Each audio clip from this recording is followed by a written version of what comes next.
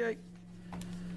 Well, folks, let's call the Wednesday, April 17th Town Building Committee meeting to order. First order of business, OPM update. All right, Mr. Chairman, thank you very much. I handed out paper copies of our monthly report. This is the report that we issue the beginning of the month for the month behind. So this covers March. We're already halfway through April. So it's a little out of date, but the last time we haven't met in almost a month, so that's why. So in the report, we do our typical executive summary. I don't need to get into too much of it, but the good news is we concluded the bidding process, and we're in the now working on developing the GMP with the team. So we had a good bid result, and that's what I report in here. The number of bidders we had was pretty good. We're happy with the results that we got, and the bid openings overall netted savings to the project from our target budget. This is the file subbids. Those are the ones that we procure on behalf of the town and then deliver those to the construction manager for incorporating into their contract. Quick question. Can you explain the negotiation with Beacon for the settled of whatever the cost was? It looked like their bid came in a little higher, and then on the results, it said negotiated price. Yep. It was brought down. We'll get into that a little bit more when we get Sounds into good. the RTA. Yep. So we'll keep it, sort of high level here. But we're about, soon enough, we'll get into a lot of the detail. So really, a lot of our effort this month has been focused on, the bidding, concluding the bidding process and getting the GMP developed. Other things that we are working on, we have some updates that we'll give you on our OPM update, so I'll get into that in just a moment. This month on our budget, I was going to go over a few areas where I might want to move some money around, but we're not quite there yet. So we're going to be meeting again soon, so I'd like to sort of defer till that meeting to cover that, because we're going to be receiving soon some proposals, and we're going to be asking you to award some of the scopes for AV and construction materials and so forth. And at that time, once we know what the numbers are, we'll be able to free up some money in the budget and move it elsewhere that I'm going to need it for. Okay, cool. So we'll cover that in our next meeting. So the project budget, we've so far to date we've spent $3,718,000. About 5% of the total project budget. And, in terms of schedule, there's been no changes or adjustments since we last met. So we are still on track for construction start this May. All right, other updates under the OPM update, well decommissioning. So we did work with Skillings. They're a local well drilling company in Middleton. They gave us a price proposal for $628 to remove the pump that's in the bottom of the well and measure the well for us, so that they could give us a price to actually decommission the well. The process of decommissioning the well is they actually have to fill it up or grout it from the bottom all the way through to the top. The price, including that $628, was just under $4,000, so pretty decent price. But just as we were about to tell them to go ahead and do it, question came up of whether we wanted to retain that well and use it for irrigating the Newtown Common. So that is something we started to explore, and we had a call today with the civil engineers to talk about it. The new septic system is close to where that well is, so if it were a drinking water well, we wouldn't be able to reuse it. We're trying to determine what's the setback requirement for a irrigation well. It's 25 feet. Yeah, you texted me, Bill, earlier today. You thought it was 25. So I'm just waiting on the civil engineers to confirm that. So if that all pans out, we should be able to look at it as a irrigation. Refresh rate's good with the well, or has that not been determined yet? We didn't study it that way. We were only looking at it to decommission it. It wasn't until just a few days ago we thought, maybe we should reuse it. So we're kind of pivoting right now and trying to figure out what the next steps are. So if it all checks out, we'll get a price proposal, and we'll check flow rates and so forth, and then do an irrigation well design. So in the meantime, between now and our next meeting, we've asked for a price proposal from the design team to do that, to get us a design fee. So we'll be presenting that to you when we meet again. All right, that's the update on well. AV, we prepared a request for proposals for audiovisual, pretty extensive. Alex has been spearheading that. Alex and I work together. And how many vendors have you been in communication with? 4, 2 are definitely bidding. Great. And one of the two is Valley Communications, which is the town's preferred vendor. And then Ockers, I think, was the other one. And then we went to the state purchasing contract list. We found all the companies that are eligible. We sent the messages requesting or letting them know that this is available. We put it in the newspaper. We put it in Central Register. We put it on Combis to try and get people interested in it. So we are expecting bids are due on Monday. That's correct. So when we meet with you again, we'll be presenting the bids we received and making a recommendation for an award. And that includes the design, engineering, and installation services for audiovisual for the project. The next thing is construction materials vendor. That's the independent third party that does like rebar inspections, concrete inspections throughout the construction. They work on behalf of the town. We're procuring that vendor on your behalf. We have also prepared an RFP for that and put it out in Central Register, Combis, newspaper, and so forth. So and then we reached out directly to 6 companies that we've worked with in the past to encourage them to bid on it. So we've already received one of the bid packages. The due date's on Monday. So again, next time we meet, we'll be making a recommendation for award for construction materials. Security vendor, when we last met with you, we were thinking that we were going to go state purchasing contract and go that route. And we were going to work directly with Convergent, a company that were familiar with. What is it? Steven's not in the meeting anymore. He's in the waiting room now. Oh, okay, thanks. So the price proposal we got, the cost for the labor is in excess of $50,000. The state purchasing contract doesn't allow you to use their contract for labor if it exceeds 50, so we actually have to go out to bid on it. And it's a pretty sizable chunk of money.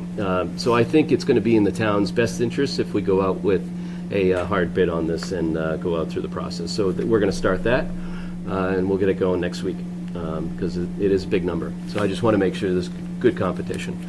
So we'll get on that. EV charger grant. Any questions yet, folks? Everybody good? All right, just making sure. Yep.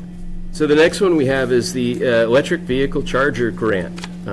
So we've been working on, Alex has been doing the lion's share of this over the last month and has put together a brief presentation for you on it.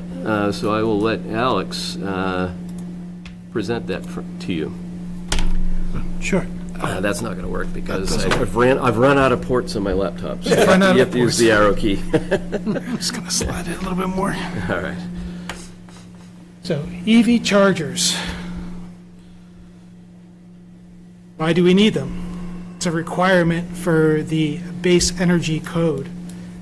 And fortunately, we have the right occupancy use, which is A3, B, and S, and that only requires 10% of the total parking to be EV chargers.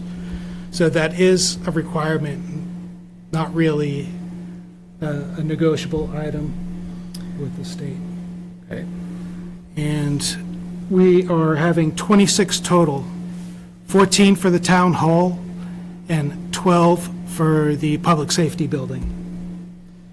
And these will all be level 2 chargers, and they charge under 40 amps, and they're limited to 32 amps, which gets you about 30 miles per hour of charge time. So level 2 chargers are good for people in a workforce. So if you have people in the building with an electric vehicle, or if you're sitting here for an extended meeting, it makes it useful to charge. But it's not a good place to go and just charge quickly before work or after work, unless you have a place to be. And these are the charger locations: Town Hall on the left, Public Safety on the right, and they all have 2 chargers per stand that can extend out to 20 feet or so to reach front or the back of the vehicle. And everybody who submitted a proposal is capable of doing that. This is what the chargers look like. ChargePoint has 2 different ones, but they're both pretty similar looking. Enphase is the one in the middle, and Legrand is a newer one that's from a French company that's trying to get into the market. And this is how much these chargers cost. So I guess it would just, we did go and get proposals through the state purchasing contract. There are like 5 or 6 companies that we reached out to and got responses from. Voltrek and OP Connect. Yeah, and, right, so some of them responded to us but didn't provide us a proposal. So 2 only provided actual pricing. Just so you understand how we procured this, so we were using state purchasing contract. There was also a consortium purchasing too that the town of Middleton is part of. So that was another option, but it turned out that the pricing through the state purchasing contract was better than this consortium. I forget the name of the consortium that the town's part of. So we looked at it. Tri-Town. Well, there's another name. ChargePoint's the one that told us about it, but by the time we got way deep into it, we ended up realizing that we were doing better through the state purchasing contract. It was a 20% over retail. And in the end, I think, we're doing much better. Sorry, Alex. I just wanted to sort of go over the procurement, how we got these prices and how we got them. So these are the total prices, and the prices include pedestals, mounting kits, hoses, chargers, shipping, and activation, not installation. Installation is part of our contract currently. We have the power going out to there, and the concrete pads, and the hookup as part of the contract. So when we bought out the construction contract, we actually excluded the actual pedestal EV charging, knowing that there was some grants available. So rather than conflating it with the construction numbers and all that, we decided to do this direct. And so that's why we ended up doing that. So the town, ultimately the town will directly purchase and buy these and then deliver them to the job to be installed. Question that I have is, do the monetary values between Legrand and ChargePoint break down, do the increase, so the difference between 30,452 and 51, does that represent a better quality in ChargePoint versus Legrand, or are they all pretty much equal, or? I would say all the hardware is pretty equal. They all operate on the same type of 32 amp charge to the car. These are all fairly new products. The Enphase was in my discussions with the sales representative who submitted the proposal. He said that's typically a more durable kind of thing done for fleets or whatever else like that. Like I said, the Legrand is from the European market. The charge points are some of the more common ones that we have around on the market, so they also have durability. So I could not personally endorse one over the other. I would say the biggest difference is in the software and how it is used over time and by you. So if there were to be a choice made in terms of the hardware, what kind of software they have along with it would be something that you would base your decision on as well, because it makes a big difference how you're going to operate it month to month. So Alex has another slide you're going to see in a little bit. The monthly ongoing costs of these are significant, so that will become one of your decision points, but we'll get there in a minute. Yeah. So these are the costs, and Middleton will be paying this amount for the particular chargers thanks to the Mass EVIP program. So what is the Mass EVIP program? Massachusetts Electrical Vehicle Incentive Program, and it is because of Volkswagen cheating on their emissions tests. About a decade ago, they had to give several $1 million to every state, and part of that is going to electrical vehicle charging stations. And government properties qualify for 100% of the cost, up to $50,000 per street address. So the town hall and the public safety building both have different street addresses, which means there are two different systems. So that works out. And the other condition is that the stations must be public at least 12 hours a day, available to the public.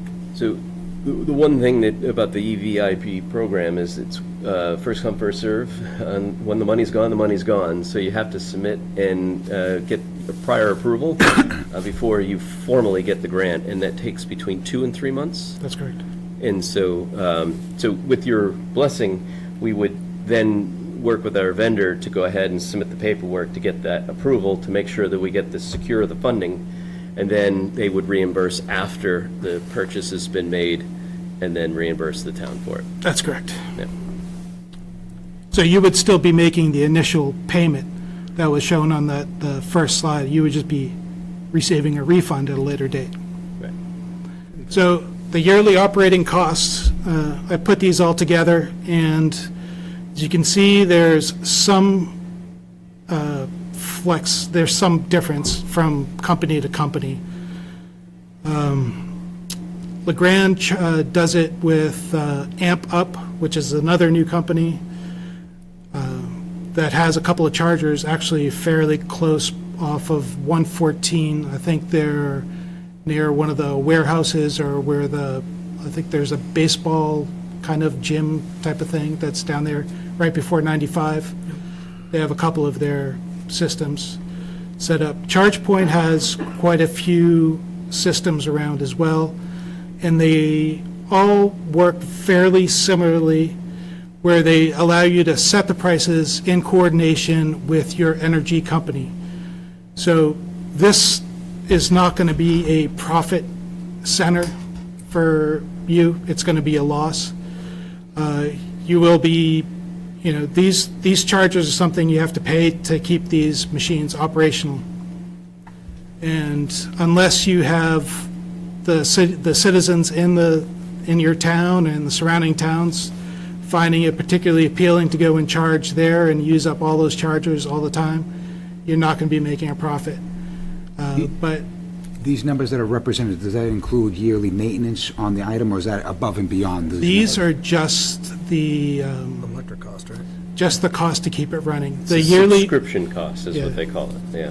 the yearly That's so that maintenance. they can do the charge, the credit card processing and all that, and the software, so. Yeah, I did a quick comparison, so if you want to pass these down. Keep one for yourself. So that doesn't include the electric cost, right? Because, I mean, So these they- No, never shut off and the they electric run. cost, the company gives you a price that they charge you. Yep. And you theoretically would set a higher price Yep. for what you charge the customer.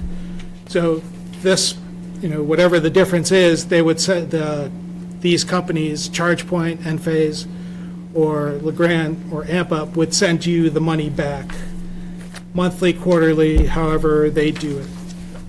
So you wouldn't be paying for electricity that's not being used. You could charge it. You could set it so that it's for employees to be able to charge for free if you were to choose to do that. Gotcha. As well. So there's some that do key cards.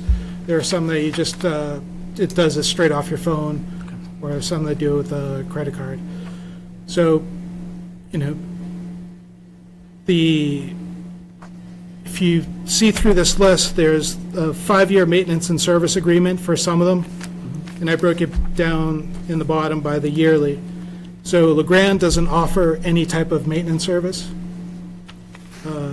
nor does Amp Up, so it would just have to be out of pocket.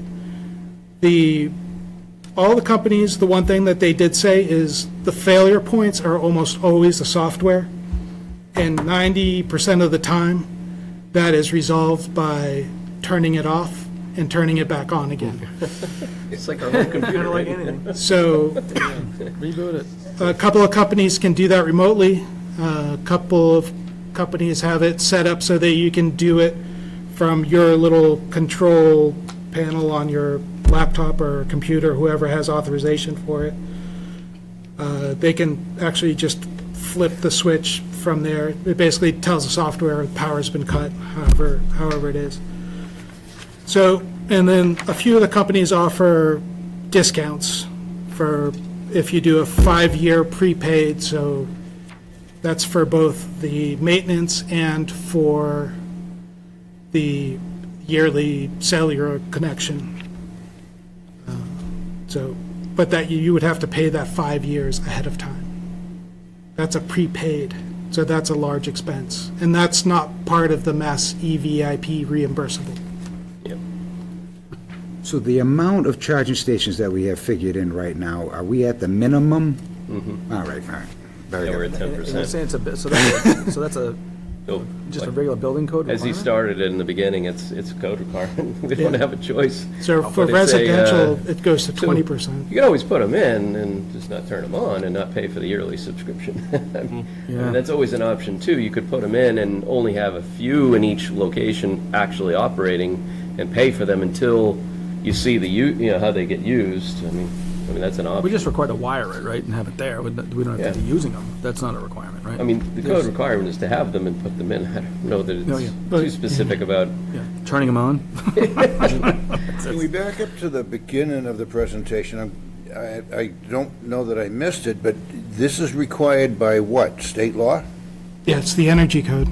Say it The energy code, the new base energy code. It's part of the building code. Yeah. Why don't they pay for it then? well, they are. They're paying for Until the money runs out. the equipment, the physical equipment is being covered by this grant. It's really the subscription, the ongoing costs that's not.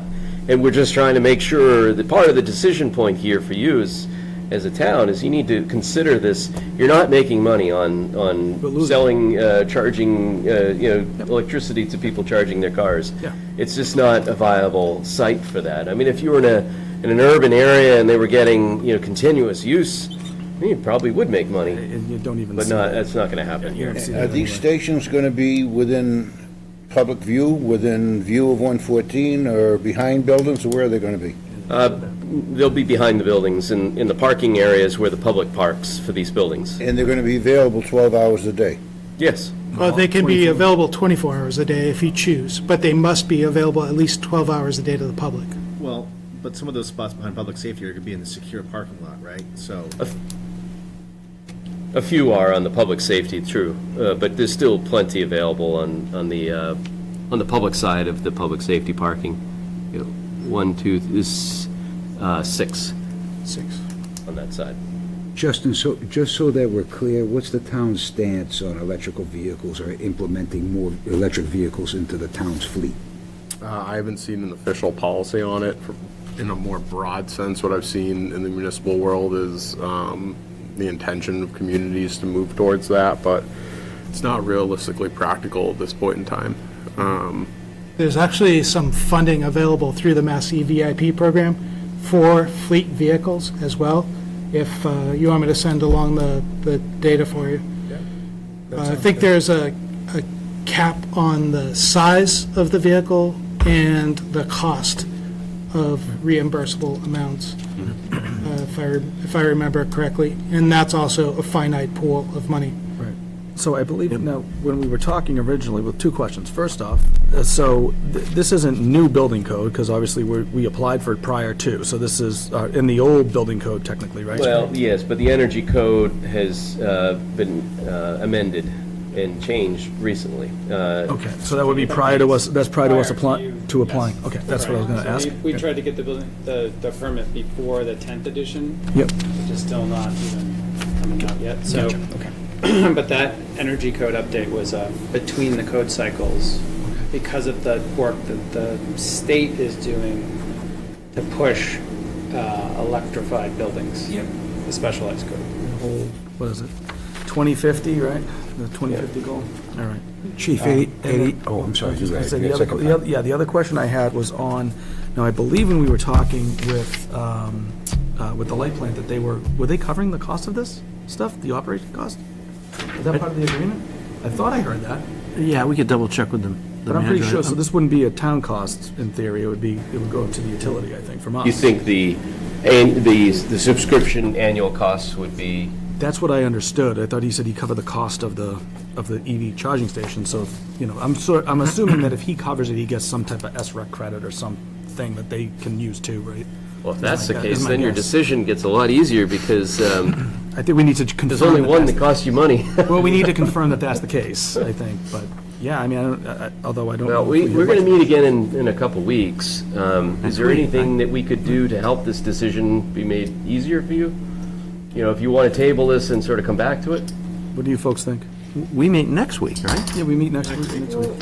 Actually, we were gonna talk about that. Brian requested more time, because we have this meeting tonight, and a lot of what you're deciding will go to the select board this coming Tuesday, the 23rd. But then the select board doesn't meet again until May 7th. So we were gonna ask at the end of the night if the building committee would be willing, instead of meeting next Wednesday, to push our meeting out to the following Wednesday, May 1st. Bill, you're already available, because I canceled the Affordable Housing Trust. Yeah, I'm gonna confirm that that's the case. Yeah, I can confirm. Yeah. The chair has graciously moved that meeting. No, that's good of him. He's great. We just trapped you. It was great. Jackie, I know you guys are Welcome to pretty bring close us with the town of playoffs. Danvers, and they have a lot of these already under the town, under their umbrella. We do, okay. Yes, and I know because of the Ivan Smith School, they took control of that after we installed it, and they're paying for it. So I would reach out to, the town, public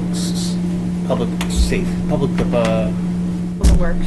Yeah. Light Yeah. department. Well, I think that's a good suggestion. Thank you, Tom. I mean, Yeah. really see what if you have other, towns that you are close with that have these, you may want to find out what they're doing. Because I think, as you said, we were saying, it could be an ongoing cost that you have to consider. And I think software is not equal. From one platform to another, I think some of them are a lot easier to work with, so. If we have to have them, I'm interested to hear feedback on the customer service and how quick, for the people that are using them, if there's employees or, you hear about sometimes inspectional services vehicles going electric, how's the customer service? So that's Yep. something that gives us time to. All right, Homework. we'll send this PDF around to the committee, and I think it sounds like we should do a little bit more, talk to Mel, talk to some of the towns, and then come back to you with some other, maybe, together we'll put together a recommendation of what we think we should do, and then I'd love to present hear it to some the- references or other things from others that actually are using it, maybe more than just Danvers. Particularly, like you mentioned, LeGrand is entering the market, and the question is, are they going to be here and for how long? Or is this, is this a brand-new product that is only available in the US, or is this something that they've had elsewhere? So as we look at over 5 years or longer, the software is the thing that breaks most frequently, but how often does their hardware hold up, and how often does that need to be replaced? Yeah. Okay. So if it's something where they've just put it on the market and no one has actually used it, I would probably, Lean to another one. yeah. Yeah, I had a similar concern. If you put them all in, then they fold within 5 years, and we have no one to provide any support, and then we're on the hook for, they're either going to sit there and We look paid for horrible. 5 years of support, and it turns out they went out of business in 3 months. Well, ChargePoint has been around, I think, the longest, and Enphase is pretty close to that. ChargePoint, when I was speaking with a representative, he mentioned that they had some machines that have been around for 12 years and are running fine. Yeah. So, They're the most frequent in the market, whenever you're out and about, most often you're going to see a charge point Alex, EV station. see if they could give you a list of other towns in Massachusetts where they have some references. Particularly, I'm sure that there's the Somervilles and Bostons and Cambridges, but if there's towns more similar to us or to Danvers even that we could check in with, because we have contacts in a ton of places, but it'd be great to know who we need to find. Great. Actually, Bill, Sounds good. The ones we did Bill, in Danvers, we have some. What you ChargePoint, got? and that Frank? was basically what they had, the rest of their Okay. building areas. I was going to say, Great. would it- Well, Frank? oh, sorry, would it be possible to go back to the picture of the 4 units? Okay, so ChargePoint, they have that at the Danvers campus and North Shore Community College. Yep. So I think we could have check one with- too in Wakefield, to be honest Yeah, with you. there- We have there was a- we have a couple by the lake. there's a bunch of them there, so that could be a source of good or bad information as well. Yeah, Yeah, that's right. There you go. yeah, definitely charge point's the most common. Just a quick question so we can get it out of the way. Chief, any intention of going electric vehicles with your fleet not in the foreseeable future? They don't make them. What's that? I'll be long gone.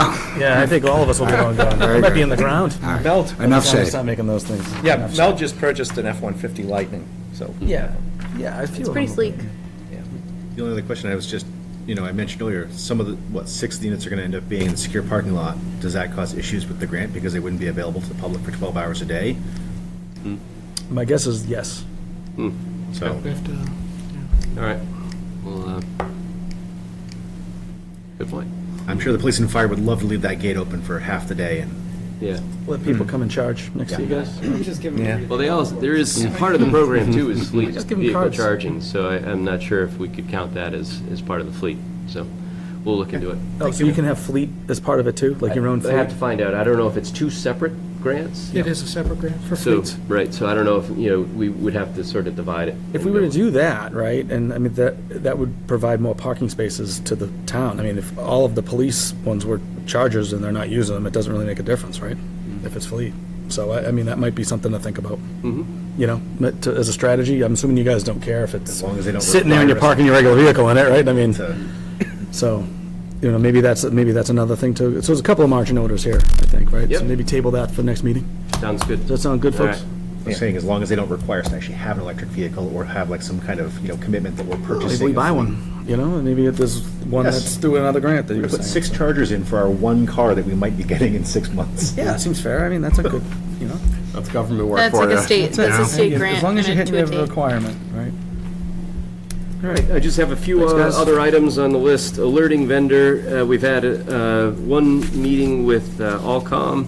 Alex has been working with them, and we did just get some information last night, which we've already forwarded over to them about the red LED lighting at night. So we're getting close. We've asked them to prepare a proposal for us, and they're through the state purchasing contract. So that's that. We should have that soon. And then Hartford structural inspections, not the pre-construction surveys. We have 34 homes that we identified for potential pre-survey. 22 took us up on the offer, and we're in process of having the surveys completed, and they'll be done in the next 2 weeks. So that, once they're all compiled, I'll give you a report of which addresses. The residents that decide not to go with the assessment, how does it, are we like, It's their choice whether they wanted to do it or not. but is the town off the liability because they declined? In the letter that we wrote, we suggested that it would make it much more difficult to make a claim in the future Gotcha. without having that baseline. So it's not an attorney to tell you whether it absolves the town or not, but it certainly puts you in a much better position. Okay? And is the door closed for those that did not accept, or is there a particular window, like up until, Once we start construction, then That's the window's closed. Yeah, that's So what May I- 15th. Or maybe 6th, I think is actually what we're talking about. All right, that's it, Mr. Chairman, thank you. Great. Cool. Thank you. All right, moving on. Architect update, if any, it says. Well, we spent the last number of weeks working with W.T. Rich on de-scoping. I hope to have that complete by the middle of next week, and that's for the non-trade bidders. So those have taken up a lion's portion of our time. I think they've been pretty helpful. Besides that, we're starting to prepare the conform documents, which are the documents that would include all of the addenda items. And we're rolling into that anything that comes out of the de-scoping meetings, we're including that in that set of documents as well. So by the end of this, we'll have a complete package of specs and plans that are reflective of all of the tweaks that occurred during de-scoping and the addenda items. Great. Cool. Anything else? Any questions? Okay. Folks, all right. Here we go, moving on. We're moving and grooving here. Construction manager update. Hello. Hey, Tom, you're up. I'm sure you see in your package, we've submitted a budget update, as well as request to award one for the trade bid contractors. All trade bid contractors with our recommendations are in this package. Good group of trade bid, good group of subs. Can I start off with just sort of the overview, like this page, I got Yeah, I the would summary do page. that. Okay, yeah, sort of start there, and then we'll drill down into the detail. You got it up? Yep. Okay. So And everybody has a copy in front of them.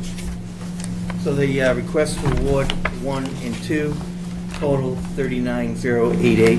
So that's, in your page, it's the third line down, it's this number here. 652. The remaining cost of work, remaining for us to de-scope and buy out would be 15,615,287. And we have the alternates included here. For alternate 1, the parking canopies, for the police and the town hall, 274,050. And then we have alternate 2 permeable parking with the overflow parking lot, visitors parking lot, and the drive to the town hall, 294,829 total for both buildings currently. And the gazebo, as you know, as well as a concrete and civil scope of work.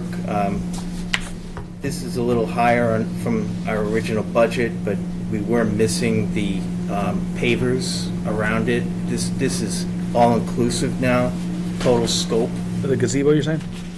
For the gazebo, the site work around it, the concrete and the pavers. Tommy, you got electrical going to the gazebo? We need it. No, there's no electrical. There's no going to power. the gazebo. In terms of like lights within the gazebo, no. Well, actually, we have That's what I'm a- thinking too. I mean, we use it right now. Yeah, it was taken out. Yeah, that was removed as part of the value engineering, so we have a... We just did the lights.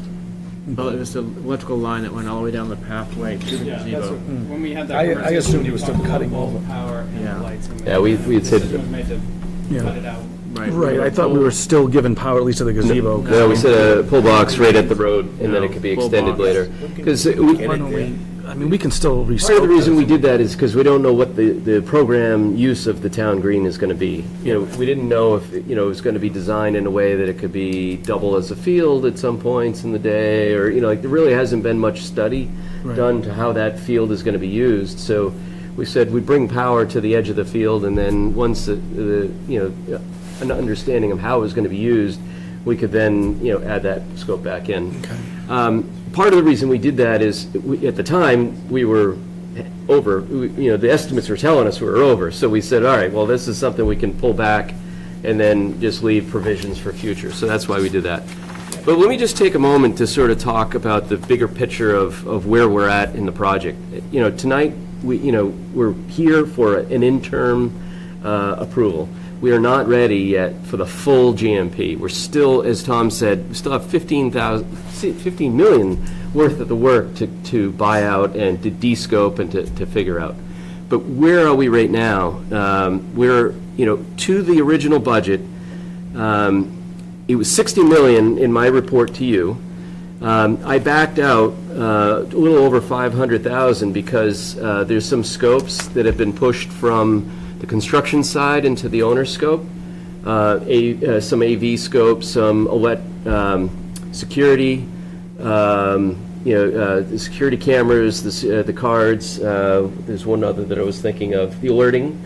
That wiring and those scopes are on our side of the ledger. So what means is our control budget is actually 59,461,000. That's the target we were shooting for. Right now, the way it's looking with placeholders, so everything in the 15 million has got a number that is based on something. There's a really good feeling that this is the best. We're not going to be higher than that. If anything, we're going to be lower than that. So that 15 million WT Rich over the next few weeks is going to be working at driving that number down. The 39,088,000 at the top here, these first two RTAs that we're asking to buy out, there's some good savings in there between the two.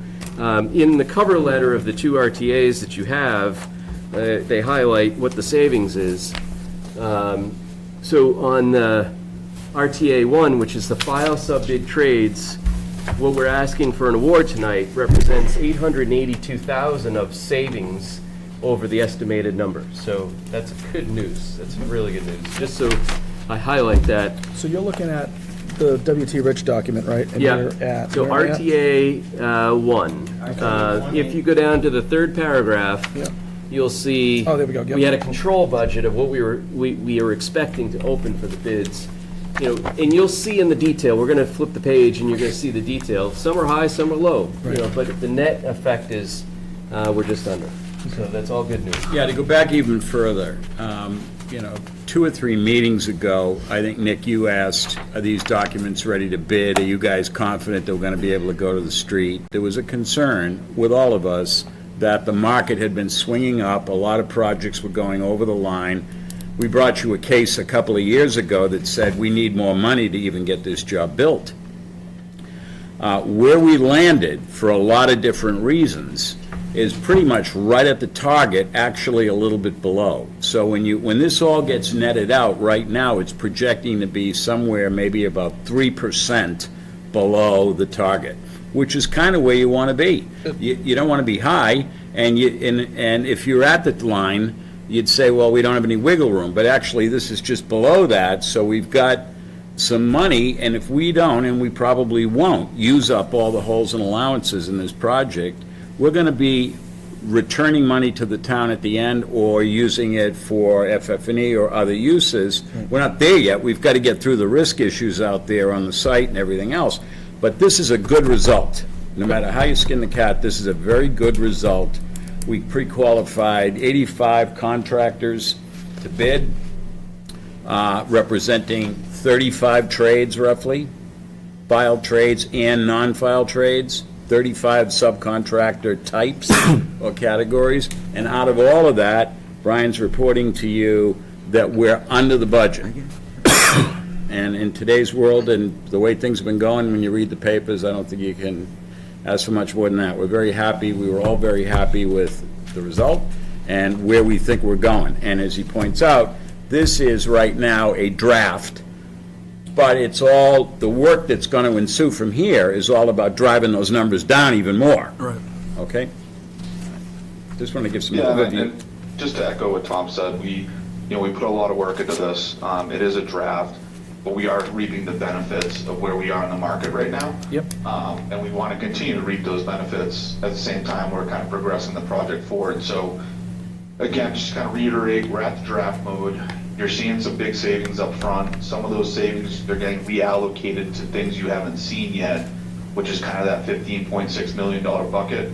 So when you see like an $800,000 savings, and then later on as we get to RTA 2, an approximate $2 million savings, those things are kind of being flushed out. We have the allowances that we need in place to protect ourselves and protect you as the owner from things that may come up, so that we can have some buckets available to us. So again, it's all because of, we anticipated a good market, we have it right now, and you guys are reaping the benefit of that with kind of coming in under where we targeted. Good. So Tom, if you want, I can kind of take over from here on the GMP. We can, if you will, if you want to go back to the summary page. I've been up on the, shared the screen for you. Yep. So what we're asking for here is an RTA, request to award 1 for the trade bidders, which Tom mentioned, and then a not to exceed request to award for the priority non-trades. And our big picture priority non-trades are concrete, structural steel, roof and truss, detention equipment, drywall, and site work. And the simple reason why they're not to exceed amounts right now is because we were still finalizing D-scopes and best of finals with people. In fact, I just got off with the structural steel supplier about 45 minutes ago, who's willing to take another, I think, 2.5% out of his number to get the job. So that's why I'm at a not to exceed request with you. It's not just simply because we're not done, but we're very close there. I can go line by line with each item, but I guess I know people have looked at this, so I'll open it up to kind of questions for us first. And then ultimately, when we walk away from this, what we're asking for is you approving us to award. We go ahead and issue a notice of award, which binds W.T. Rich to issuing contracts to people, and that's how we really get the job started. Because I can't hold someone accountable per se without issuing them a subcontract. So with that, do we want to start with RTA 1? Well, we do have a question from one of the committee members on RTA 1. There was a question about the negotiating on the waterproofing contractors. And how did you settle on the negotiated value with Beacon? Sure. So the statute kind of in summary reads, when we have less than 3 bidders and they're above the control estimate or the control budget, we can open up for negotiations. If we have unsuccessful negotiations with the first and there's a second bidder, then we move on to the next. And then if those are unsuccessful, we make a decision. So ultimately what we do with those negotiations is it's purely a dollar value discussion. We are not eliminating scope from their value. It's purely, hey, you're over budget, what can you do? And they settled on these numbers, which was they came down approximately $18,000. And I believe it was Folan who was second, wanted to hold their number.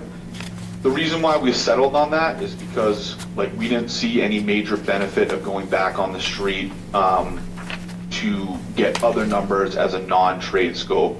One of the things that we face is once people see the numbers of where they're at, they kind of get stuck with inertia, if you will. They don't kind of want to get off that dime. Right. So in our thought, given that, one, the cost, we didn't feel confident we were going to get much more from the street. 2, the timing of this work, because with things like foundations and elevator pits and all that, we need this work relatively early. We decided to stick with both the waterproofing, Beacon waterproofing on the waterproofing, damproofing, and caulking, and the elevator sub. We did pull back on the glass and glazing and said we think we can do better than that for you, and we're going to go back on the street on that one as a non-trade, and we're pretty confident we'll be coming under the trade bid numbers on that one, closer to our control budget. Okay. I mean, that's the biggest increase, and this is your area, so if you're good with it. Yeah. So the first 2 pages of RTA 1, it's the summary of who the trade bidders are for each of the disciplines. So like masonry was Fernandez Masonry, Quinn Brothers, Miss Metals, Beacon Waterproofing. Has the control budget amount and then, the awarded value. And then on the second page is what Steve just mentioned. There were 2 other file subbid trades that aren't included in this RTA. It was the glass and glazing because we only received 1 bid, which WT Rich went back to them to negotiate. They were only willing to, give up $1,000? Yeah. And their number was sky high. So in that case, we can turn that back over to W.T. Rich. It's no longer the owner's responsible for bidding that scope out. It's now the construction manager can go to the marketplace and solicit bids. So that's what they're doing now. And then the painting, the only reason we didn't include it in here is the low bidder issued a withdrawal request. And we had to go to the Attorney General's office to get an interpretation. And with some deliberation with Justin, we decided that we would let the withdrawal go. And so John Egan is the next in line for the painter. So that just got resolved this week. So we just didn't have enough time to put it into the RTA. I mean, And from a timing perspective on schedule, just to follow up with Brian, those are later in the project, so we don't have, we're kind of not up against the gun, if you will, on those 2 scopes, so we're comfortable with the timing of that. So then just the last thought on it, in the detail in the back, this is what we call the bid tabulation. These are the bid results in summary form for each of the trades and the amounts, and so it's all annotated. So you have everything here if you need, to dive into it. All right? So any other questions in RTA 1 before we move on to 2? The only thing, so when would we talk about adults and stuff? So this is included. I'd like to do that last, because Last, I okay. want to, I'd like to circle back to some of the stuff contained in the draft GMP, so if we could sort of table the alternates till then? I'm down with that. All right. Is that good with everybody? Good. Okay. So, I don't know, who, Tom or Steve, do you want to talk about 2? Yep. I'll go to 2. My apologies. So RTA 2, not, in aggregate, not to exceed $15,800,000 is what we're requesting. It's a savings against our control numbers of approximately $2,393,000. The sections of work, the scopes of work we are requesting to award for these, again, are cast-in-place concrete. That's your typical foundation, slabs, sidewalks, that scope of work. Structural steel, your main structure components of the building. Trusses and siding. This is the roof structure of your building, along with the finished facade outside of the masonry aspects of things. Detention equipment, your cells, your doors, the holding areas, those have cast-in-place elements that are important to us that we need. The overall drywall framing, exterior framing, interior framing, drywall package and spray foam, and then your site work, scope of work, and that basically contains everything to get us to subgrade, and then the landscaping would take over from there, so that's not included in here. But those are the major trades of work. Our control budget for all these, was $18,193,527. We are asking for a not-to-exceed award amount in aggregate of $15,800,000 for these, which is a total savings against the control of $2,393,527. Again, going back to the draft GMP, some of those savings have been rolled to other control budget numbers based on what we were seeing.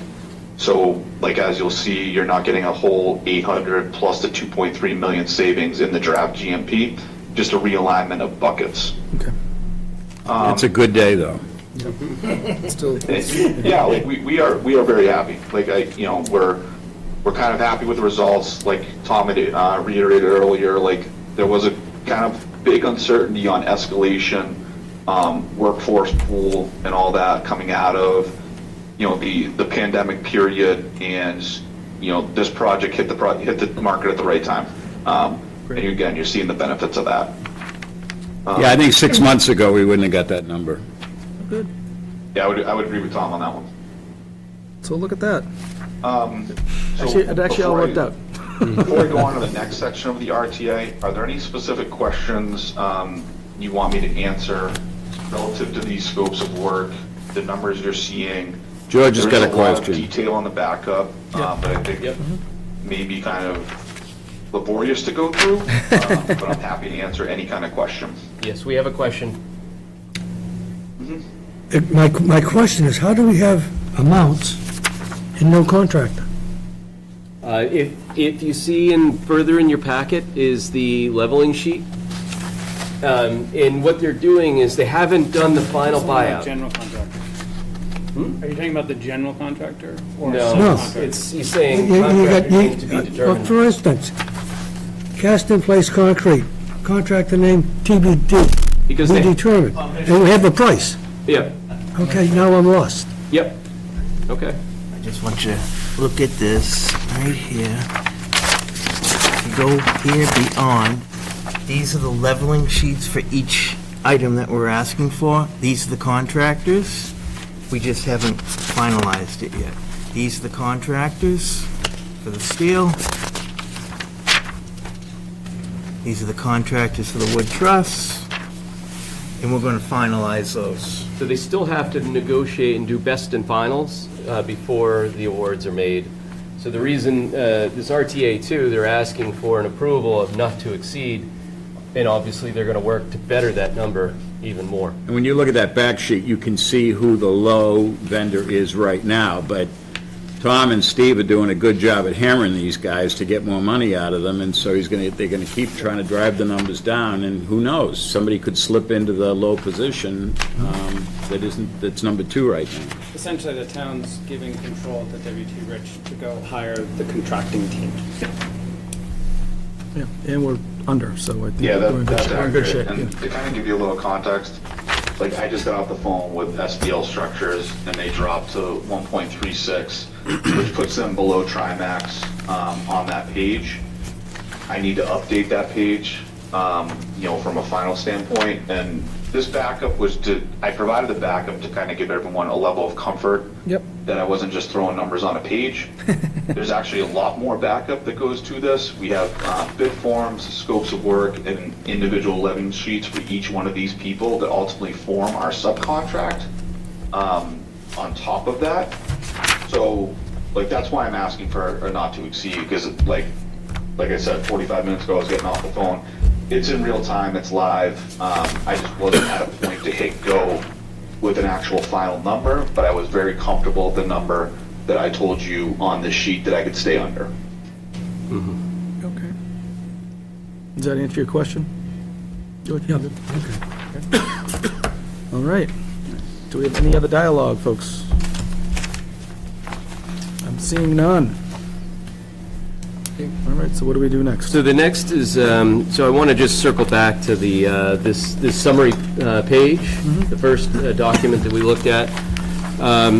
We have 3 alternates that are included in the draft here. And all of these scopes are included in RTA 2. So it would be helpful for WT Rich to know whether you want to execute on these alternates or not, so that when they're doing their buyout and negotiating, that they have the full scope of work, so that they can negotiate it all. That we don't want to, say, hey, we'll deal with this later, because you're not going to get as good of a price. Now is the time to get your best price on these things. So the request is asking for approval to proceed and include the alternates. But now it's up for you to decide whether you want to take them all or not, so. So looking at this from my perspective, right, we definitely had talked about alternate 1, that if we had the money, we were going to do it. So we made that kind of a commitment to police and to Council on Aging.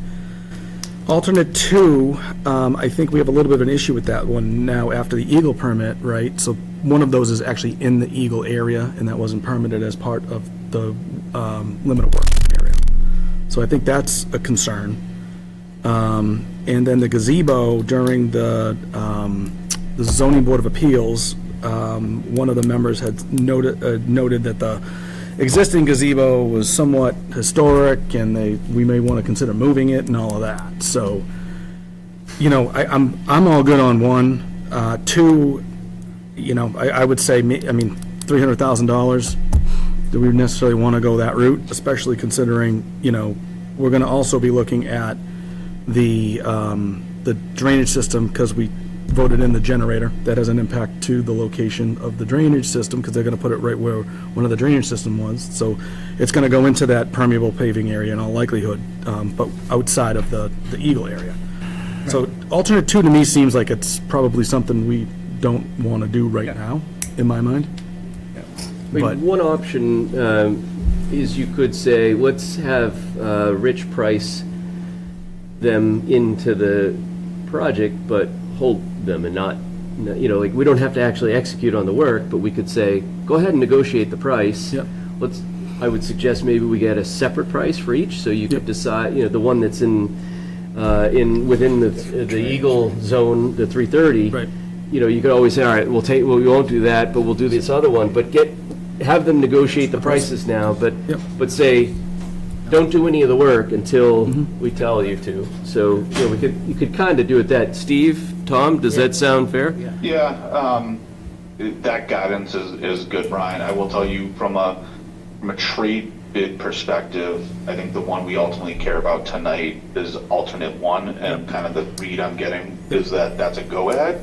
Well, we The rest of committed, the other yeah. two, the other two ones are primarily non-trade, site work, landscaping type items. So I have a lot more power, if you will, to control those for you, to get you your best numbers and how long I can make people hold those numbers for. Yep. So that we can fine tune those scopes.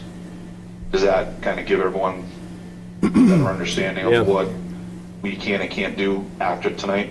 Crystal clear? Yeah, I'm clear with it. That sounds good to me. So the direction is, yeah, pull the trigger on one, go ahead and get the pricing, negotiate 2 and 3, but hold on the scope until right. told otherwise. Yeah, I think one of the things we had talked about too, don't forget, was the lighting, the increase that we were trying to get back on budget and all of that discussion, right? So, Yep. I mean, I think having a town common without any lighting is probably gonna be looked upon, so. Yeah. I'm kind of thinking we might want to have a dialogue on all of that, and the gazebo electricity and all of that. So I think maybe that's something we want to bring back to the table too, while Yeah, we're here. of course. All right? We can do that by change order. I mean, we're gonna have a change order with the electrical contractor when we, talk about the MELD, peak shaving generator. Cool. There's gonna be a lot of work done then, and we can incorporate. Yeah, maybe we can talk to ads them. as part of that. Maybe we can talk to them a little bit about that cost too, see what we can get from them, if possible. We will, yeah. So, Ryan, just a quick question before we move on from the alternates, just so I have I can write things correctly. Generally, I can't hold anyone to pricing after 6 months, so is everyone fine with like a 9/1 type deadline to make a final determination on alternates 2 and 3 based on the information I have now? That seems Like I get reasonable. like a goal as this group that we're gonna solve this kind of Yep. item by no later than September. Seems fair, right? Right, Good with that? I think that makes sense. Are we good with that? Yep. All right, yeah, yeah. yep, that's cool. And just, how will we determine the feasibility of moving the gazebo? Who will pay for that? I mean, think we- obviously, a structural engineer will have to look at it. and- Yeah, I mean, maybe it's just assemble and reassemble, I don't even know. I mean, to be honest with you, is it even worth it? My Right. guess is it's probably not worth the time and the effort, but, I don't know the history to it. Somebody, a member of the ZBA, obviously I sit on the ZBA too, so I'd like to at least respect, her comments. So, I think we got to at least maybe, if we can do a little bit of research with our staff and I believe- see what they can find out. I believe it was looked at prior to our time. I believe our facilities person in our building looked at it structurally. So we can bring that to the next meeting. So, yeah, that's good for me. Right, at least we'll have an educated decision whether, Yeah, it would be that's it. cost prohibitive to move it, or, it's, we could duplicate it, and Yeah. those types Yeah, of I things. just don't think these both things were kind of carried through Right. as stuff changed, so. But 6 months is plenty of time. Yeah, we'll work it out within 6 Yeah. months. All right, so if I could just, a couple more minutes and then I'll be done. No, go for it. It's all yours. So in this first document that we have, the next page covers allowances, and these are This allowances. is the April 11th? It is the document that is, it says Exhibit B on the front, Oh, yep. and then you Okay. turn to page 2 is allowances. I'm with you. So within the GMP, this is, these allowances are designed to protect the town from some exposures, and 2 of which I wanted to just highlight to you. Line 7013, environmental allowance, that's, has to do with the Eagle. We still have a pretty big risk about whether, the job could be shut down, could we have to change the sequencing of the work? It's still a wild card. So rather than run the risk of, having to do change orders in the future, we've decided that it'd be best to use some of our savings to fund an allowance within the GMP. That's good. As Tom said, everything is, open book, we see everything, nothing gets spent without our knowledge with, Justin, and I think one member of this committee will be involved with any of the spending of allowances.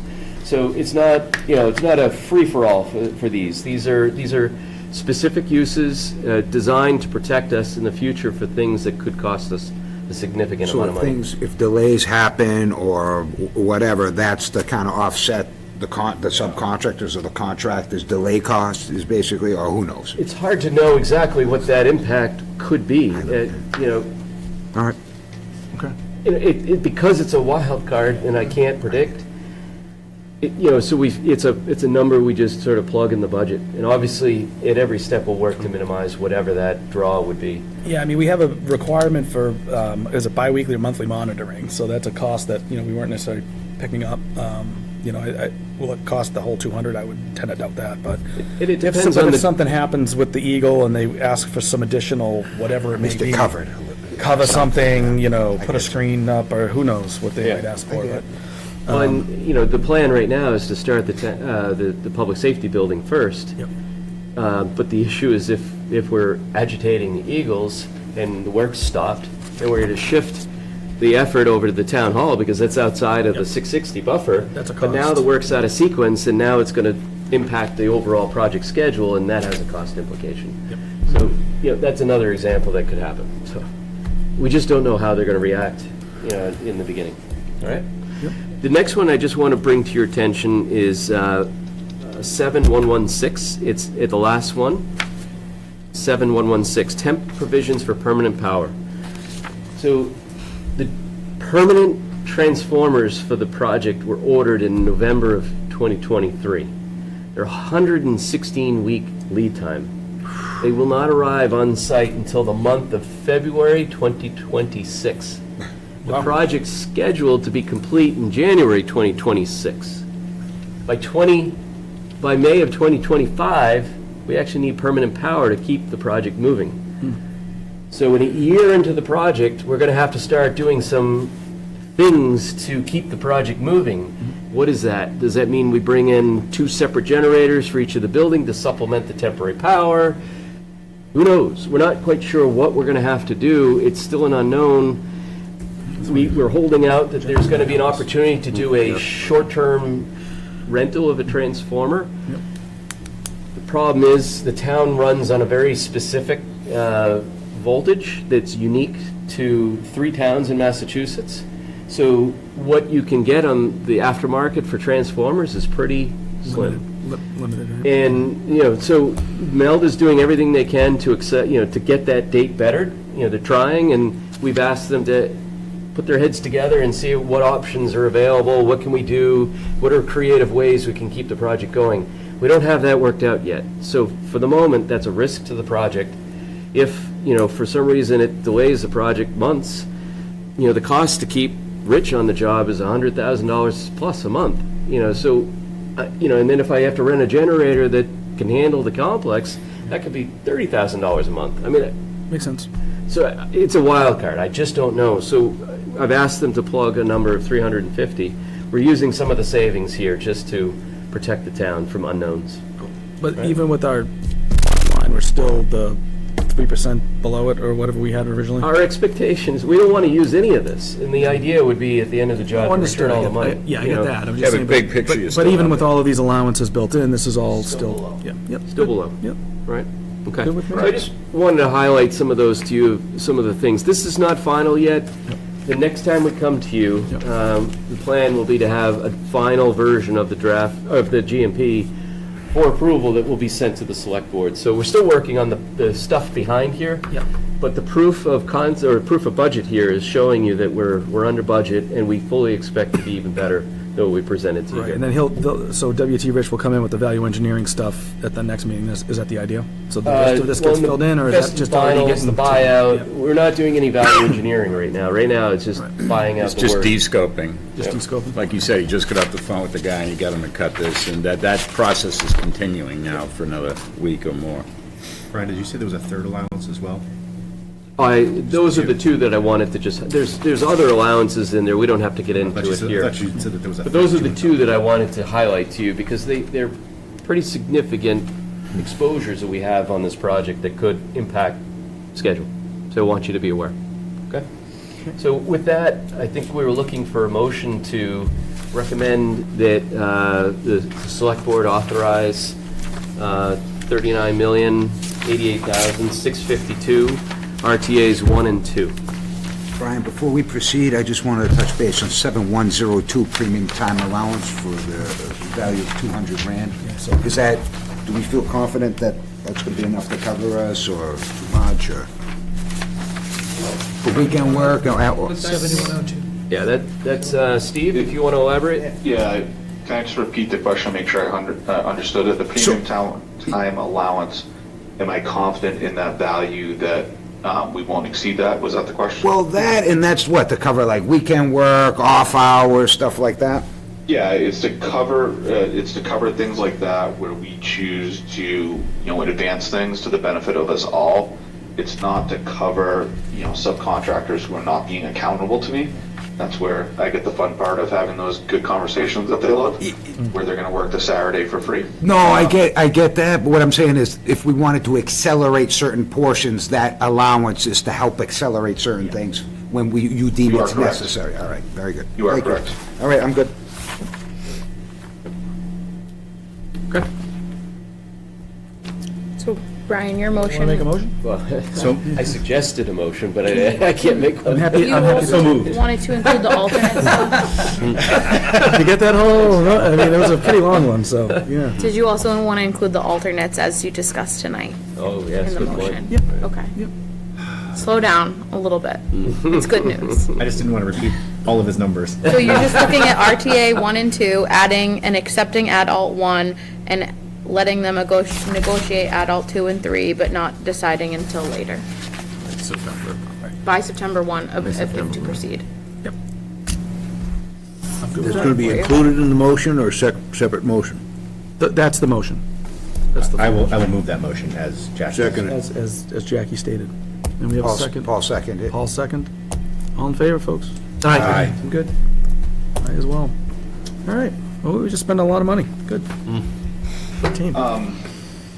Thank you for voting and passing that. Just for my own clarification, like, am I good to go award, or am I waiting for the next, another meeting? You're waiting until the select board meets on Tuesday night. Tuesday night. And they're the actual awarding authority. Yep. And they will vote, and once we have that complete, we'll give you the notice to proceed. And they've been briefed on this, so Brian and I went there last Tuesday for a quick briefing, just to let them know kind of status. So they're prepared for this, so hopefully that'll be a quick meeting. Do we have to vote on our recommendations for the files of bid traders or anything for the? I think it's all just one You just hold. did. You just did, that was it. Gotcha. Yeah, we covered Steve, it I'll all. go Tuesday night and text you. No, it's fine, like, I just want to make sure I don't jump the gun on any administrative procedure, or anything, so that we're all on the same page, that's all. So, Tuesday the 23rd is the next day, okay? Cool. All right. So I think we just jumped to 5, right? That was the, 4. what was it? Well, you did, I think you just did 5, right, by recommending all procurement. So let's jump back to 4. The review of the mill generator locations.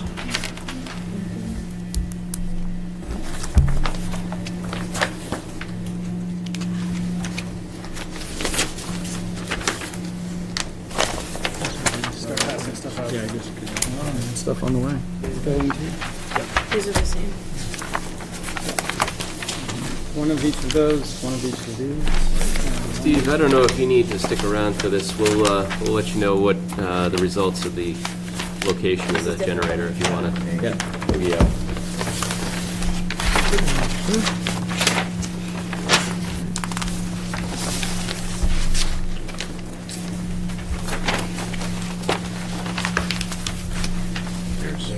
Oh, it's not that.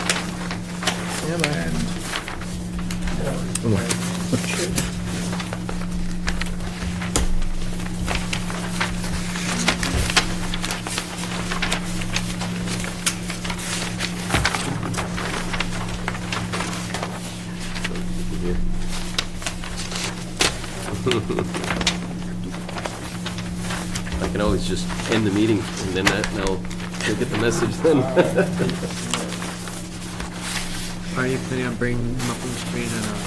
I don't, did you email it to me? I can, yes, okay.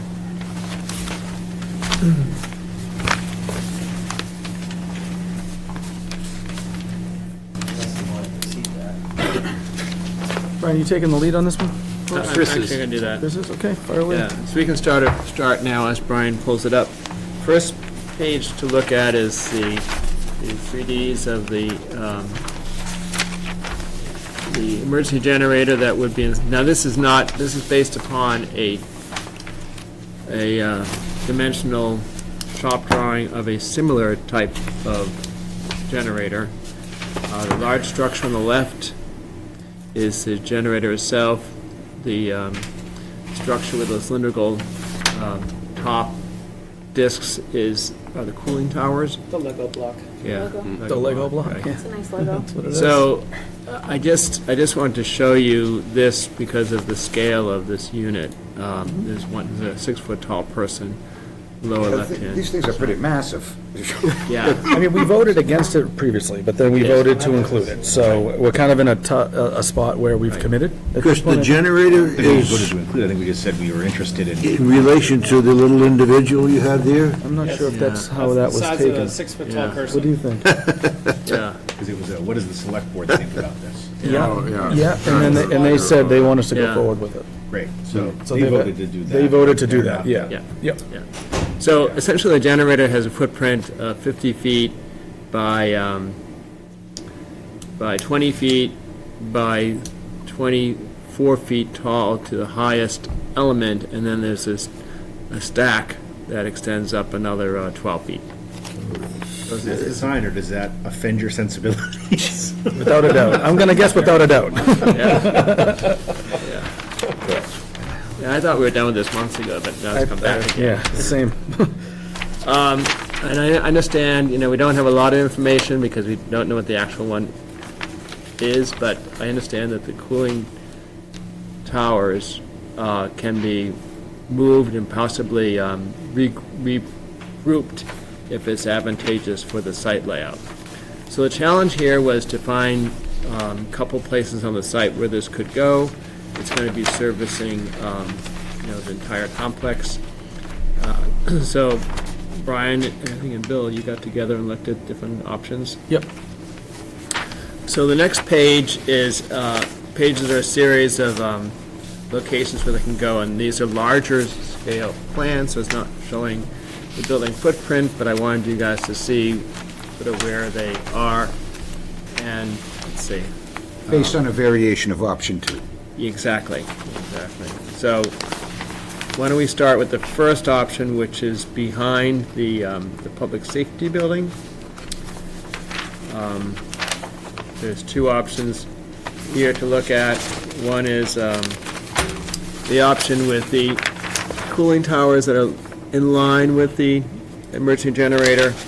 The other option is the cooling towers are on the north side of the generator. So, both these options will require some additional grading, because right now the land is graded down. It's actually sitting partially into the detention pond. So you'll see that there is a dotted line, curving dotted line. That's the limit of work line. So we're extending our limit of work a little bit further into that area. There's a possibility that some existing plantings that we're hoping to retain would have to be removed for the if this is the chosen location. This is the one that's closest to one of the structures, so if you remember the plan of the public safety building, which is a big U on the west side of the U, furthest away from 114, is the Sallyport entrance. This is opposite the Sallyport. So it's Brian actually has the bigger view of it over there. great. Yeah, so here's the Sally. Yeah, perfect, thank you, Brian. So this one would be a little more visible from South Main Street than the other location.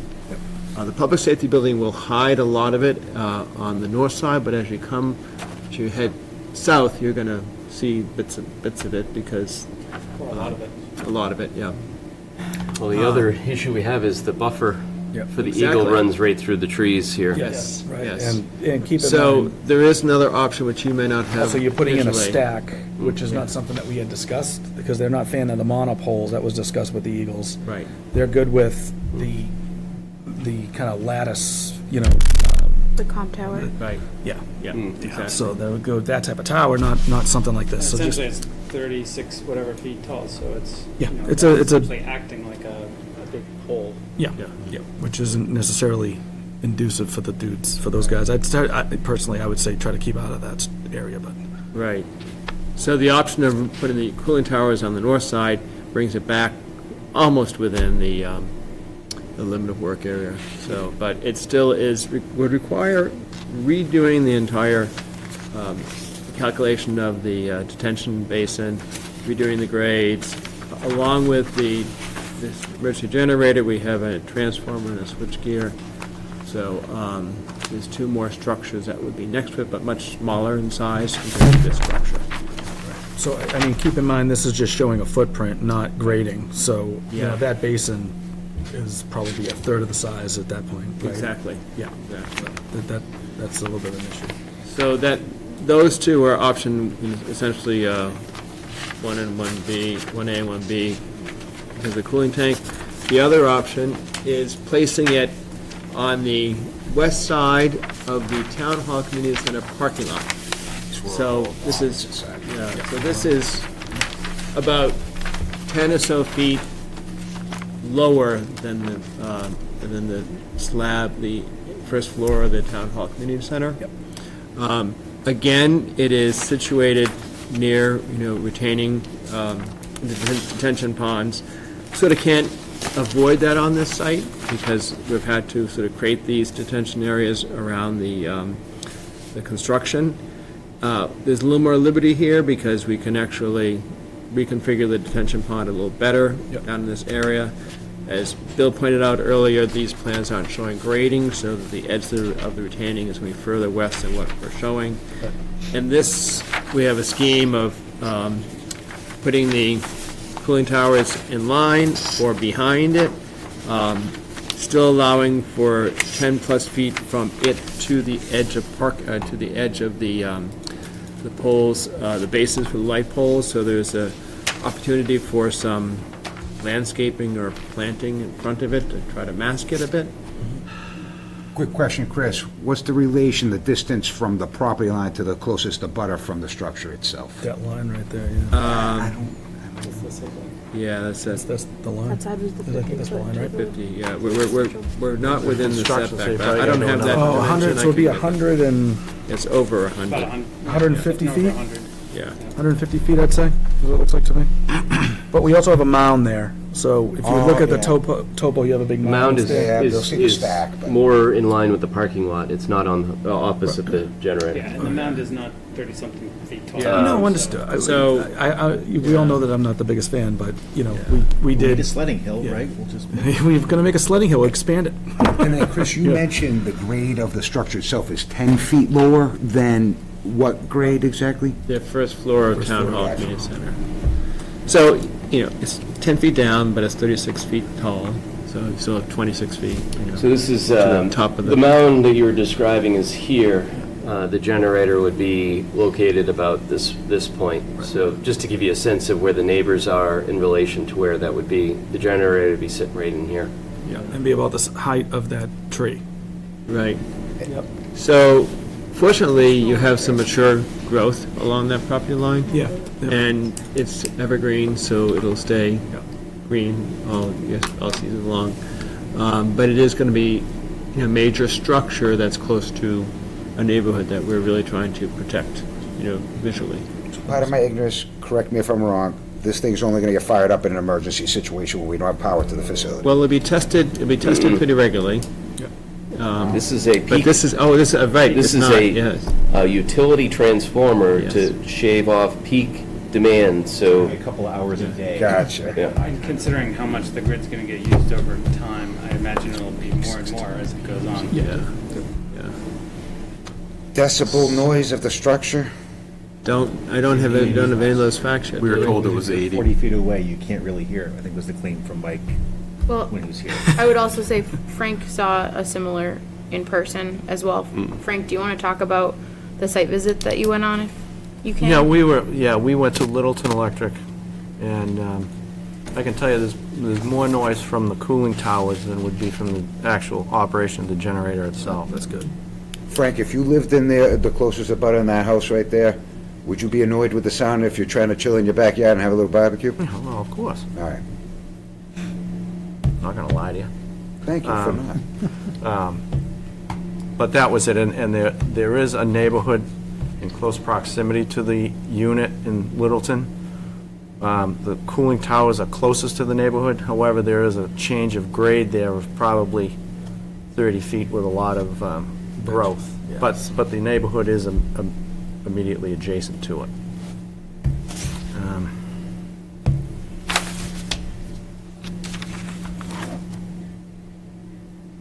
All right, so in my opinion, it sounds like we're probably gonna end up putting it in the general vicinity of what we're looking at right here. But how are we gonna try to mitigate some of the sound from this, I don't know. Yeah, well, it's in an enclosed sound dampening Something thing. just occurred to me. What if we were to, we have this edge of curb here. Right, yep. Could we put parking stalls here and then place the generator, in the corner of the lot over here? or something? Yeah, I mean, originally, when we were talking, I thought in that general area in the back there is another spot. I mean, if you had to, make up the difference of the parking in this area here and trade it for here. I Yeah, mean, you just would got the that be grades, right? So you might need a wall or something. less objectionable. Yeah, we're trying, Jeff made a good point, rotating it and using the generator structure as a sound deflector. there's the for picture. cooling Yeah, towers. essentially making out a wall to the neighborhood Yeah. from the Pass it cooling units. That's a great Looks idea. worse, sounds better. So we're, Looks worse, sounds better. yeah, the goal is to try to, both of these locations, keep the structure on the north or south side, so you're not destroying that nice view down to the, land beyond. Yeah. So I'd like to continue with that, but, maybe you're right, we do something, like this, with this here, and this pond just gets a little bigger in that area. And Meld would be responsible, Nick, I don't know if you were at the last meeting, Meld would be responsible for any kind of fencing and arborvitae and all the shading, so I think, happy to catch you up offline from that last meeting, because I think there's a lot of good detail that Yep. you'll want to see. Nice and 30-foot tall, variety. Thanks, Chris. I said, where did you get the picture? What are we looking at? One in Littleton. Oh. So, Bottom line is, we're thinking about shifting it down a little bit and then removing some of that parking on the other side. Is that what we're talking about? or if we I think can just keep rotate it, Just rotate yeah. it 90 degrees and then put the cooling units on the non-neighborhood side of it. The unit itself blocks the noise So kind of- from the cooling unit. So you're thinking flip-flop this, essentially, mirror. Rotating it 90 Just rotate degrees, it. and then put the cooling units on the north side of it? Yeah. And I then think we should be reconfiguring more the concerned drainage. with sound as opposed to sight. And that's, I Well, think that's with what Jeff's we're- suggestion, That's, just Yeah. trying to keep the sound out of the neighborhood. I mean, if you go back to the Google Earth image, you still have that, Oh, Brian? yeah. The benefit of rotating it would also allow you to do some more plantings along that already planted edge. Oh, so, yeah, it would be more in this area here. Right. You can make it right. thicker. You could really fill that in, which would help visually and acoustically. I mean, there are acoustical, fences you can get, but this is such a tall unit that I don't think you'd want to put a 20-foot tall acoustical. Panel? No. No, You don't think that's a good look in your backyard? No? Okay. Yeah. No, I think Jeff's idea is a good one.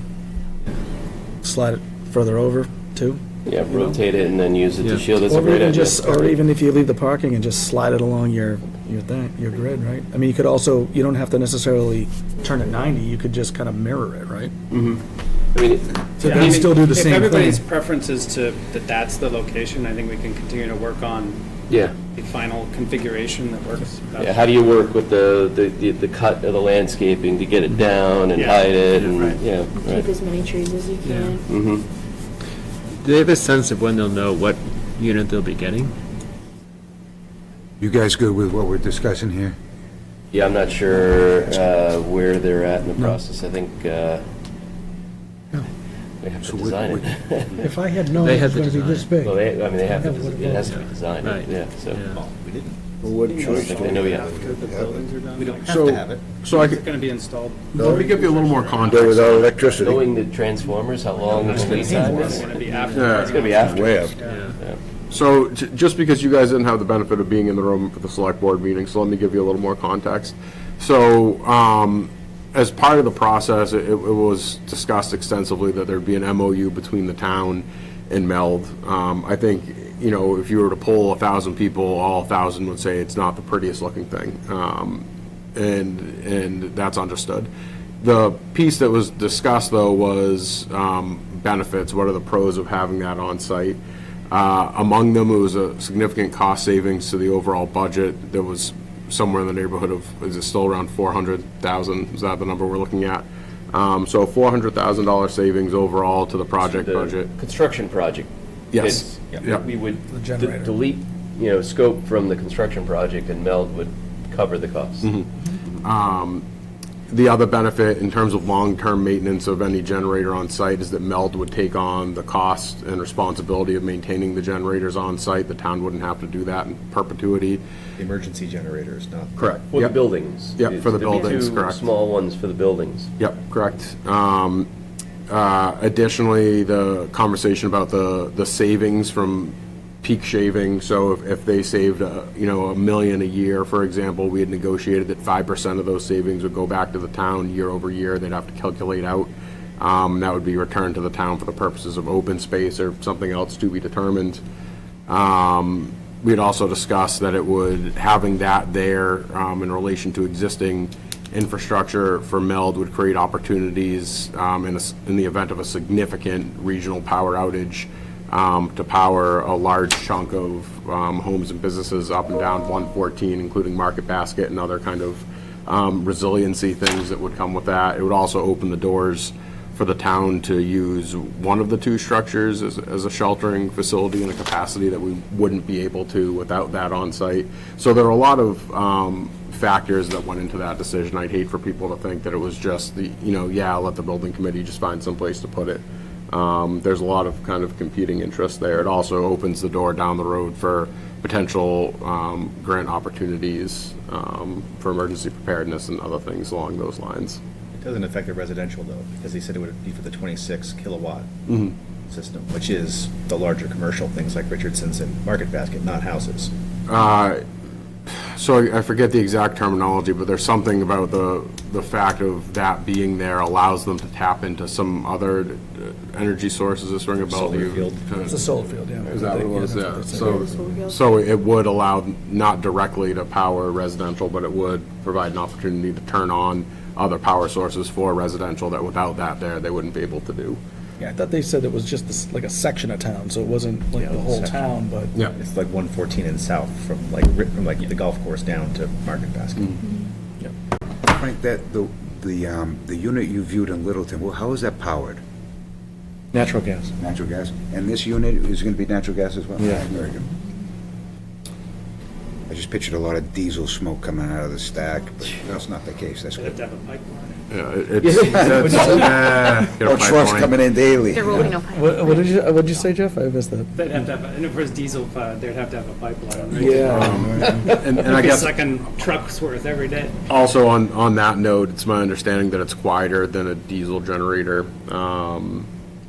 And additionally, it would, I think I said 80 earlier, I think it's 60. It's quieter than like background highway noise, which obviously you wouldn't want a highway in your backyard either, but it's not quite as loud as I think people might be envisioning. Route 114 was between 80 and 90 during the day. Yeah, so it's quieter than And there was, Route 114. we were off, when we took the readings, we were off the road about 100 feet, and that's what we were getting.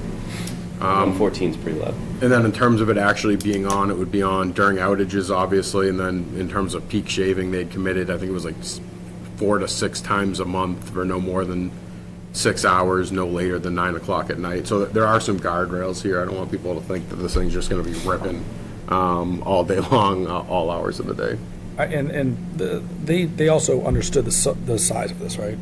They did. Okay, that was made clear. Okay. I mean, ultimately, we don't have control of the land, folks, so it's kind of that's why we kind of punted to them, right? And if they want it, they want it, right? I mean, there's other factors into it that the building committee doesn't do, so. I think Yeah, I'm not a fan of it, but it is what it is, so. The other thing that we didn't talk about too is that there will be some, as Brian pointed out, there's construction budget savings. We will see some operating budget savings because when the peak rates go down, everybody's rates go down, and that certainly helps the ratepayers in town. But the town is a significant ratepayer as well, and this facility, with the exception of the diesel generators and this peak load generator, is pretty electric fed for power and heat and HVAC. So thinking about, what our operating budget looks like in future years to maintain these facilities that we're working so hard to build on budget, we have to also be thinking about ways that we can cost save on the operating side as well, unfortunately. Yeah, but a lot of their peaks are also going to be after the But their peak shaving, Kyle, brings everybody's rate down because it brings the amount that they purchase power at down. So it's less about our day-to-day usage and when the buildings are open and more just the overall rate is lower. But you raise a good point, but fires and for their sake is open 24, so. So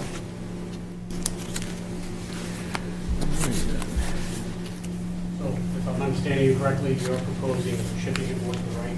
Yep. On the right corner? So I guess a couple of things to keep in mind, you are getting closer to Lewis Drive, for instance. And Lewis Drive. No, I think we're on the other. We're going on the towards. Burgundy We're side. Moving it further north. Yeah, we're moving it towards the inside of the property. This is the, sorry, we'll back out here so you can see it. It's the town hall building here. Okay. So it's behind town hall. Yeah, the one on your side over there, I don't know if it fits realistically. I think it's too tight, and it also. With the stormwater, you have to redesign all the stormwater. There'd be, I think, just too much. Trees, Encroaches yeah, on really the not existing enough plan. rooms. In the Eagle, I just don't see it being a viable proposal. Yeah, this location, we're not subject to the permit with U.S. Fish and Wildlife. We're outside of that buffer. It's important. Okay, so we'd need a motion from the committee to authorize exploring design options in this location.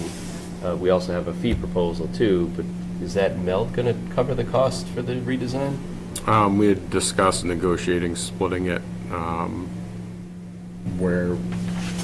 think we were talking rough numbers. I don't think we ever got an actual number. Yeah, I just got the proposal He was gonna cover it in the this meeting. afternoon from Chris. I haven't even had time to really dive into it. 36,000, I think? 36,000 for the proposal to look at this? No, the like redesign. well, it involves, It's gonna go. we're removing the generators that are in the design now and putting minimal generators in, so it's a redesign of the electrical system for the building, both buildings. And then there's underground infrastructure work that has to be done to connect this generator to the grid. So electrically, there's a lot going on, plus, civil too. So there's two costs in the proposal. I honestly, I haven't even had time to look at it.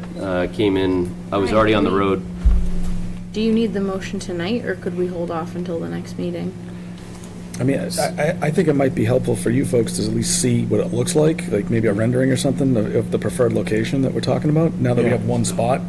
Yeah, so we understand what this is gonna look like for people, so, We can do that. I mean, that might be some money first, just to make sure everyone understands this, including the folks that voted on it, just to make sure that they understand what they did. So as long as the select board's aware too, that this is what it looks like. So we have a proposal is to engineer it. We don't have a proposal for design, 3D renderings, studying different options. It was. I think it would just be the one option. Tonight, The one they that would be would- told the location Yeah. and off they would go. Yeah, So I we mean, want We to. could It's a do lot a smaller. rendering Yeah. of this option we just talked about. Okay. But that would, we'd have to Yeah. add that in. We'd have to add that Right. scope in. Okay. It was 38,640. Yeah, I got it up on the screen now. Given one rendering with a view, do we want to have that view looking at the backside of the properties? I think we want to do a couple of them, looking Yeah. at the So, angles. Chris, we've been looking for probably a I mean, couple of 'cause- different renderings. Because I think, keep in mind, the back half of this whole area is open space for the community, right? Yeah. So there's gonna be trails in theory in the future, or whatever, classroom or whatever it may be. So I'm thinking we'll look in, if you're the backyard, if you're in the back of the town hall, and then if you're in where that pond is in the back, Okay. just to kind of show what you, East, south, and yeah, west. just a few 3Ds so people can see what it looks like. Like aerial type things. I'm thinking, not even necessarily aerials, I'm thinking kind of even 3D, even, if that's easier, whatever we can prep, so Like a people can see it. ground level perspective, because if you look at it from ground level, like a person's view, it's gonna look Huge. massive. Well, yeah, I mean, maybe you could do the 3D like this thing with the person, kind of showing it in context with the site. I wasn't at the meeting, I don't know what was said, and to be honest with you, I haven't looked at it, so maybe that's a problem, but I just want to make sure they understand this, because I can't imagine them not getting flack from the public, so, just to make sure that's clear. So in the meeting, they received a copy of the shop drawings, and it was stressed several times over the height of it. But I think, the other component is, at the end of the day, you're taking a pretty much untouched field, and you're dropping an entire town hall and a public safety facility with a fence and a radio tower. Yep. So. Oh, yeah. I hear you. Just trying to be pragmatic about it. Right. Yeah. I just, Don't know exactly the timing of when this would get built versus the other structures on the site. And if it's, like Brian was saying, if it holds true to the duration of how long the transformers are going to take, it could be well after the project's built when this is actually installed. okay, which means that we wouldn't be able to get occupancy because we don't have generators. No, the MEL generator would not be interlocked with the project at all. Okay, It would all be right, good. independent. Okay, yeah, that was the other What proposal, we're the older saying proposal. is, Okay. we'll put in 2 small life safety generators that will be paid for by MELD, but they're part of the project. Gotcha. So we have 2 complete buildings that are separate. Good. I was meaning that more from the residents' perspective. Project is done, and then maybe sometime after that, this project gets started, and the machine gets dropped on there. Do you prep the site work for it, though? Yeah, we would, Pad. the construction project would do all the prep for it and literally just drop the They just generator on the plug pad. On the pad, right, yeah. Yeah. The planting. Just drop it. Could it, additionally, I think maybe running tandem for the sake of time, would it be possible to reach out to the Eagle folks and just say, hey, hypothetically, if we were to put it in this area, would it be an issue? So that if we find that it's problematic to the neighborhood, what we're discussing right now, rather than on a guess, say we can't put it behind the public safety facility good because of point. the Eagle, it would be nice to definitively know if it's an issue. That's a good point. We can do that on our end because our conservation agent is still regularly checking in with U.S. Wildlife, so we can make that communication. But keep in mind, but there's cost to it though, right? Because we have to redesign the drainage, because we can't put the drainage through where we're at. So there's a cost to that too. Yeah. So I mean, Chief, that parking lot would probably have to shift talking about over flipping it to back create over the to the other space, side. because right now, we're The original impacting too concern many was, trees. would that be back The in trees play? have to Probably, stay. right? Can we hold on a second, just so we have one conversation?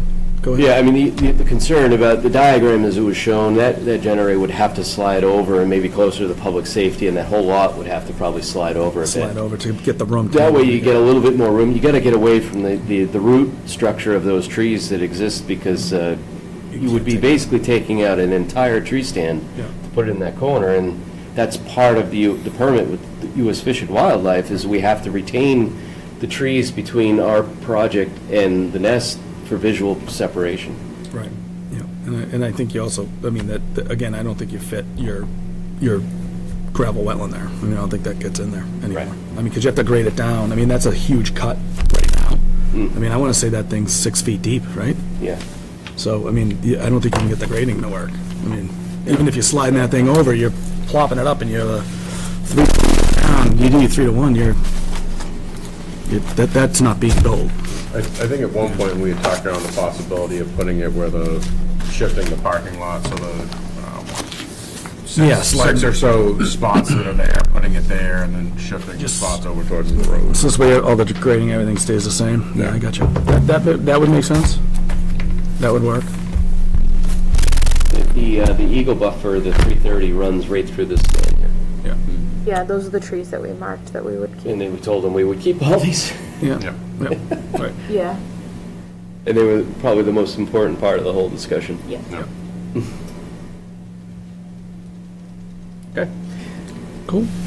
So we got marching orders, everybody We're, good? We're going to be meeting in 2 weeks, hopefully we What are the finalize marching also orders? for- They're only doing a study on one location. On the And then Closer to Brickett. you're and- reaching out to Fish and Wildlife just to sort of have the conversation about Does this possibility of exist? this. Yeah, if it's not an being option, studied. if it has to be. Then, Sounds good. key proposal, Just, We're gonna I'd simplify that say down. do one for the rendering component of it, right? And then we'll make the decision at the next meeting of awarding the next one. We'll so whatever that costs, I'm assuming it's a, 10,000, yeah. Justin. Justin will can just okay approve it. So between now and the next meeting, get us a price, we'll get it approved. Design work. So you can get the design work done before our next meeting. And then we'll consider the full price at that time. for Yep. the rest. yeah, that sounds good to me. Did we determine that we have a quorum for May 1? Does that work I'll for be good, everybody? it looks like, so. I'm in. George, Paul? Question? Can we do May 1 instead of the 24th of April? May 1, yeah, that'll be all right. Okay. Cool. Great. All right. Well, guys, anything else? We've got a good amount of work done. Oh, we have meeting minutes. Can I take, has anyone had a chance to review? I've read as well.